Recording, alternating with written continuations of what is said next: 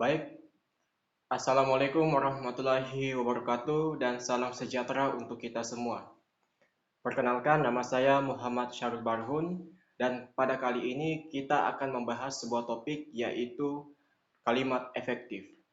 Di samping saya sudah ada sebuah contoh soal yang pertanyaannya itu adalah kalimat efektif ditunjukkan oleh kalimat nomor.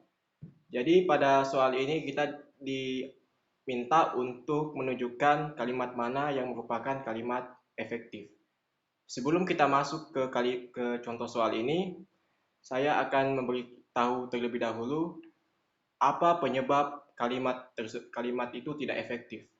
Yang pertama adalah tidak memiliki subjek, predikat, atau keduanya. Jika sebuah kalimat tidak memiliki subjek, predikat, atau keduanya, berarti dipastikan kalimat tersebut kalimat tidak efektif. Nah, yang kedua adalah tidak logis. Maksudnya adalah dalam menyampaikan gagasan harus masuk akal. Yang ketiga adalah tidak hemat. Dalam sebuah kalimat, hindari dalam penggunaan pemborosan kata untuk menghindari yang namanya multitafsir atau makna ganda. Selanjutnya adalah tidak paralel. Yang dimaksud dengan tidak paralel pada kalimat adalah penggunaan imbuhan yang tidak sama, sehingga itu dikatakan kalimat tidak efektif. Selanjutnya adalah ketumpah tindihan gagasan. Yang dimaksud dengan ketumpah tindihan gagasan adalah dalam satu kalimat terdapat dua sekaligus gagasan, sehingga kita itu kurang memahami apa yang coba disampaikan oleh penulis.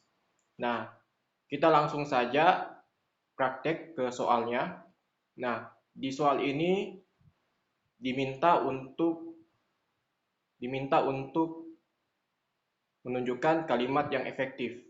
Ada kalimat 1, 2, hingga 5. Pada kalimat 1, kita lihat untuk memberdayakan panti sosial agar supaya lebih mandiri dan bangkit dari wabah akibat pandemi COVID-19, Pertamina mengucurkan bantuan modal usaha dan pelatihan senilai Rp849 juta yang disalurkan kepada 7 panti sosial di wilayah Jakarta dan sekitarnya. Pada kalimat 1 itu kalimat tidak efektif karena ada pemborosan kata. Terdapat pada kata agar dan supaya. Nah, sebaiknya digunakan salah satu saja. Menjadi untuk memberdayakan panti sosial agar lebih mandiri dan bangkit dari wabah akibat pandemi COVID-19, Pertamina mengucurkan bantuan modal usaha dan pelatihan senilai Rp849 juta yang disalurkan kepada 7 panti sosial di wilayah Jakarta dan sekitarnya. Nah, itu yang benar. Kita lanjut ke kalimat kedua. Penyerahan bantuan dipusatkan di Panti Sosial Bina Netra, Rungu, dan Wicara Cahaya Batin yang merupakan binaan Dinas Sosial DKI Jakarta di Jalan Dewi Sartika, Cawang, Jakarta Timur, dan Panti Asuhan Nurul Zahro, Koja, Jakarta Utara. Kalimat ini adalah kalimat yang tidak efektif karena kita lihat penyerahan bantuan dipusatkan di Panti Sosial Bina Netra, Rungu, dan Wicara Cahaya. Nah, yang merupakan binaan Dinas Sosial DKI Jakarta di Jalan Dewi Sartika, Cawang, Jakarta Timur. Nah, dan Panti Asuhan Nurul Zahro, Kajo, Jakarta Utara. Nah, pada kalimat ini Panti Asuhan Nurul Zahro, Koja, Jakarta Utara itu adalah kalimat yang tidak efektif. Memiliki gagasan yang ganda sehingga tidak bisa dikatakan kalimat efektif.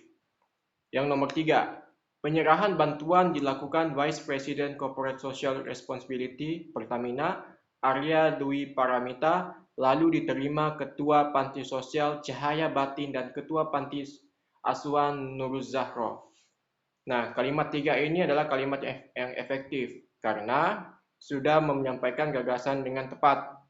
Ada subjeknya, ada predikatnya, pemenggalannya juga sesuai, dan menggunakan konjungsi yang tepat, yaitu konjungsi temporal, lalu, konjungsi lalu. Jadi, nomor 3 itu adalah kalimat efektif. Kita lanjut ke kalimat 4. Setiap panti diberikan pelatihan usaha yang bervariasi sesuai kebutuhan, minat, dan orientasi usaha masing-masing panti. Nah, pada kalimat 4, itu tidak efektif. Karena apa? Kata setiap panti dan masing-masing panti itu adalah makna yang sama, sinonim. Sehingga kita harus memilih salah satu atau menyederhanakannya. Menjadi setiap panti diberikan pelatihan usaha yang bervariasi sesuai kebutuhan, minat, dan orientasi usaha masing-masing. Sampai situ. Jadi subjek panti tidak usah lagi diulang pada klausa selanjutnya begitu. Jadi kalimat 4 tidak efektif.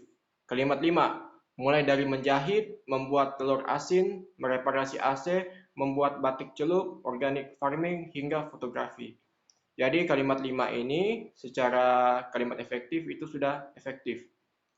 Ini dilihat dari menggunakan yang namanya imbuhan yang sama, yang paralel, sehingga bisa dikatakan kalimat efektif. Bisa dilihat di sini, menjahit, membuat telur asin, mereparasi, membuat batik celup, organic farming, hingga fotografi. Nah, organic farming itu kata kerja, sama fotografi itu kata kerja. Jadi, kita bisa pastikan pilihannya adalah 3 dan 5. D. Itulah sedikit pembahasan tentang kalimat efektif. Semoga memberikan manfaat buat teman-teman untuk lebih memahami apa itu kalimat efektif. Baik, saya ucapkan terima kasih atas perhatiannya. Wassalamualaikum warahmatullahi wabarakatuh.